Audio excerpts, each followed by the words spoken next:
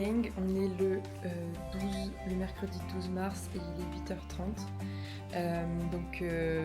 Aujourd'hui au programme, je quitte la maison d'Amandine. Je suis un peu triste parce que je vais devoir laisser ces petites bêtes auxquelles je me suis attachée. Surtout ce petit Tanan là, c'est mon petit préféré, il a passé la nuit à me faire des câlins. Mais aïe. Mais ouais, on était au milieu de la faune et de la flore, donc c'était incroyable comme expérience. Aujourd'hui je quitte pour de nouvelles aventures.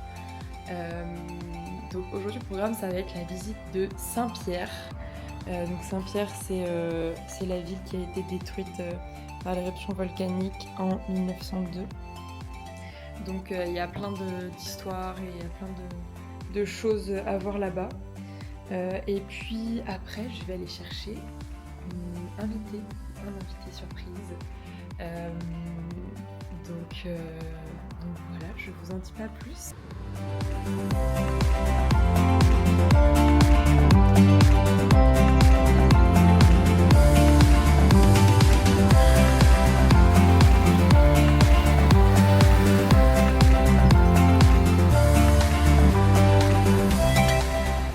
Ça me fait trop de la peine, les animaux ici sont pas du tout les bienvenus.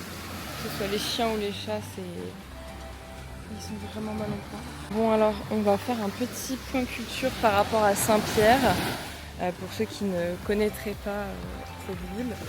Donc en fait, le 8 mai 1902, il y a eu l'éruption volcanique de la montagne Pelée. Et ça a fait, je crois, environ 30 000 morts. Et il n'y a pas eu beaucoup de rescapés, il y en a beaucoup, je crois 3400 qui se sont réfugiés aux Prêcheurs et qui ont réussi à partir par la voie maritime quelques jours après. Mais sinon, la ville a été reconstruite de A à Z et il y a quelques vestiges quand même qui sont encore là. Puis, il faut savoir qu'à l'époque, la volcanologie, ça se dit ? Ouais, bref, vous m'avez compris. C'était pas du tout connu en fait, donc on connaissait pas tous les concepts qu'on connaît aujourd'hui de nuées ardentes, etc. Et donc les gens ne savaient même pas en fait. Et donc après il y a un Français, son nom m'échappe, qui est venu pour faire des analyses un mois plus tard, et c'est là qu'on a commencé en fait à mettre des mots sur ce qui était arrivé et faire des analyses scientifiques.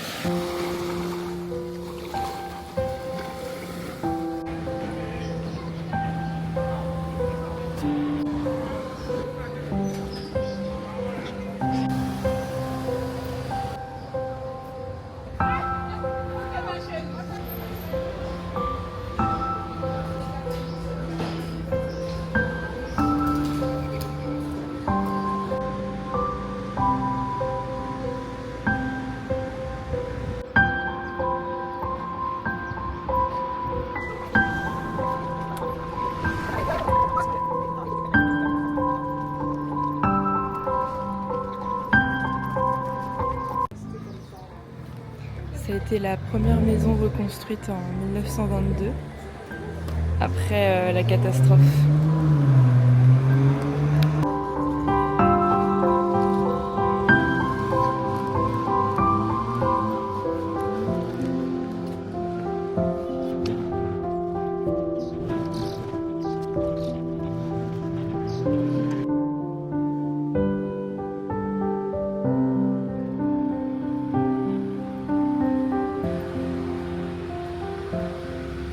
Ça, ce sont les illustrations de Annabelle Guerrero en mémoire des personnes qui sont décédées.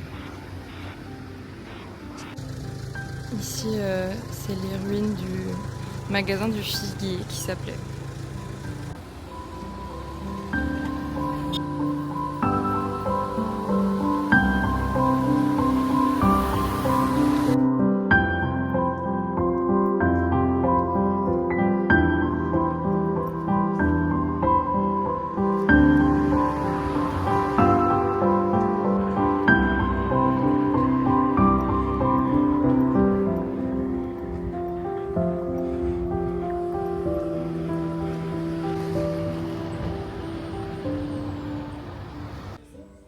Donc là, avant c'était le théâtre et il faut s'imaginer qu'il ressemblait à ça. Ça a bien changé, hein.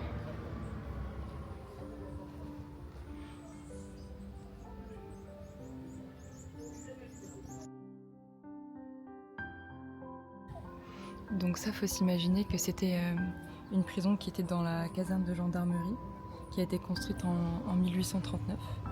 Et chaque bâtiment était organisé en plusieurs cellules et chacun donnait sur un espèce de bassin. Et c'était seulement réservé aux courtes peines, donc c'était environ un mois.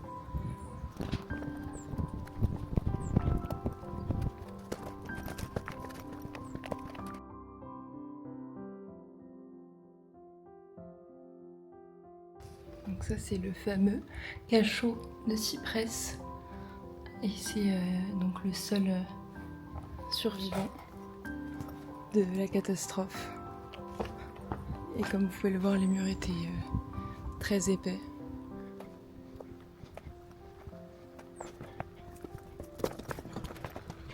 Et là, moi, du montage, je voulais juste vous faire une petite recommandation d'un livre qui s'appelle donc Cyparis. C'est une BD graphique qui est hyper intéressante. Si jamais l'histoire de Saint-Pierre et de la Martinique vous intéresse, je vous recommande vivement d'aller lire ce livre. En fait, ça retrace vraiment jour par jour tout ce qui s'est passé avant l'éruption et surtout le contexte politique. Parce qu'en fait, c'était à cause des élections que la ville n'a pas été évacuée. Et donc, on voit les scientifiques qui s'alertaient, qui disaient qu'il fallait évacuer la ville, et les politiciens qui disaient non, il faut qu'on fasse les élections. C'est pas des petites cendres qui vont faire qu'on va quitter la ville. Et surtout, l'histoire de Cyparis qui est qui est horrible. Et donc, il a été retrouvé en fait dans son cachot. C'est le seul endroit qui était intact. Il entendait vraiment autour de lui les gens qui mouraient. Et lui, il comprenait pas ce qui se passait. Il n'a pas vu en fait ce qui s'est passé pendant la catastrophe. Et donc, lui, il était dans son cachot. Il est resté pendant 3 jours. Et sur tout son corps, il a vraiment été calciné, brûlé. Et donc, suite à ça, on voit aussi après ce qui s'est passé pour lui. Il a eu une vie qui n'a pas été très drôle. Donc en fait, il y a des Américains qui l'ont proposé d'être une bête de cirque. Et donc, il faisait des shows de cirque parce que il avait vraiment des brûlures partout. Donc on voit vraiment aussi dans la BD que à l'époque, Saint-Pierre, c'était très bourgeois, très un peu comme un mini Paris, si on veut, avec des gens qui s'habillaient bien. Il y avait de la vie, il y avait de la couleur, il y avait des belles rues. Et ça retrace vraiment le avant-après. Bon alors les gars, j'ai été chercher mon invité surprise qui n'est autre que Caro. Changement de plan, Caro est en train de prendre ses billets pour me rejoindre. Donc le voyage solo va se transformer en voyage duo. Hein Caro? Ouais. J'y suis jamais allée, tu vois, genre... Alors moi c'est proche, c'est quoi, c'est 8 heures de... proche, ça doit être 5 heures en avion. 5 heures de vol. 5 heures de vol. 5 heures, ok, c'est pas si pire. Comparé à la Réunion, c'est moins là. C'est prêt? Je fais un vlog pour mon voyage. Ah, c'est trop cool ça. Ouais, c'est cool. Je sais pas ce que c'est, mais c'est cool. C'est bon! Attends, non, c'est dans l'autre sens, en fait. Les premières vacances de Caro depuis 3 ans. C'est clair. Elle a pris plus de 3 ans, non? Ouais, en fait, en vrai, Qu'est-ce que ça tu fait fais toi? Donc voilà, je viens d'aller la chercher à l'aéroport. T'as fait bon vol, Caro? Ouais, c'était un bon vol. Et là, j'en profite. Voilà, on est arrivé dans la ville de la Trinité où se trouve notre hébergement pour ce soir. Et la vue est plutôt pas dégueu. On se fait agresser par des oiseaux. Donc voilà, pas trop de programme pour l'instant. Juste chiller et découvrir la ville. Et puis on se retrouve tout à l'heure.